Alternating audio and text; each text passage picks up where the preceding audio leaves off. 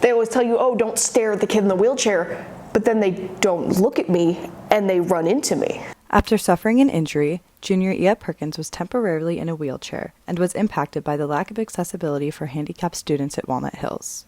Perkins tried maintaining his routine by entering the building through the arcade, but it was unsafe due to traffic, and the doors without stairs were typically locked. Without my mom, because my mom is GP, the yearbook and Chatterbox advisor, without her administrative access, I don't know how I would have gotten in the building. Perkins then tried the entrance near the handicap parking lot, but found that the steep ramp and drain caused additional safety concerns. This drain is lowered in the floor and has slits just about the width of the wheelchair front wheel. So, one time, as I come down the ramp out of the building, I turn to get towards the car and I start soaring down the drain, and my front wheel goes down into the drain, my back wheel goes up in the air, my phone slides off my lap.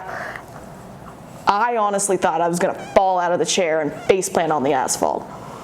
Perkins experienced similar steep ramps throughout both the interior and exterior of Walnut, along with issues with the elevators. You have to go into the wheelchair elevator, which takes at least 2 minutes to go up. It's very loud and it's very slow. It wasn't super often, but I would definitely find just a discarded paper, like someone would drop it or throw it. If I roll over a piece of paper or some trash, it can become slick and slide out from under the wheel. Most of the places where you had to wait for an elevator would also take some time because there's always other people going in and out. I had to leave every class 5 minutes earlier. Most class transitions, I would get there right as the bell rang, and I was just barely on time. Beyond problems navigating the hallways, Perkins also struggled with inaccessibility in classrooms and bathrooms. But the men's bathroom in the science wing, the wheelchair stall, the one that has a wider door so wheelchairs can enter, I don't fit. The wheelchair was too wide to enter that stall. There was also the issue of desks. So the desks are very close together. This means that the desks aren't wide enough for a wheelchair to go through. I couldn't fit into the classroom to get to my seat in most of my classes. Perkins also experienced strange treatment from students and school policies. One time I was rolling around, I believe it was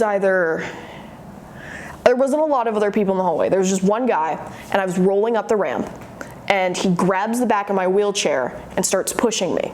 He did not acknowledge I was in the chair, he did not look at me, he did not make a sound. He just starts pushing me, which is dangerous because depending on where my hands were in the wheel, I could have gotten pinched or trapped in the wheels. And then when I was like, hey, I've got this, please stop, he looked offended. He genuinely looked like he didn't understand why I wanted him to stop. And then I'm sure we all remember the very chilly day where the fire alarm went off, and so we all go outside. I was in the arts and science wing in the digital imaging lab, and I go outside and I head in the parking lot, and I'm sitting out there and I kind of ask, like, hey, what would have happened during the fire drill if I had been on an upper level floor or an area that doesn't have outdoor ground access? And what I was essentially told was I would be screwed. They would put me in a stairwell because they've got the fire doors to contain the fire. They would stick me in a stairwell that didn't have fire in it and just leave me there. Despite Perkins' negative experiences, he still believes that changes can be made to improve accessibility. I think some of it is just due to the size of the building, and a lot of that can't be helped, but I do think there are things that could be done. For example, if there was a way to decrease class sizes, or at least have perhaps a wheelchair accessible row of desks in each classroom, that would be very helpful. I think a lot of it is infrastructure that would need to be built that's expensive. So a bunch of the doors need wheelchair accessibility buttons.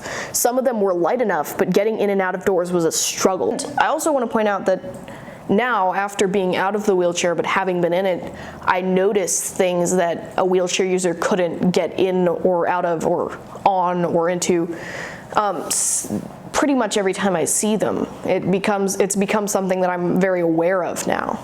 It's interesting to see just how much of this world doesn't work when you're in a wheelchair.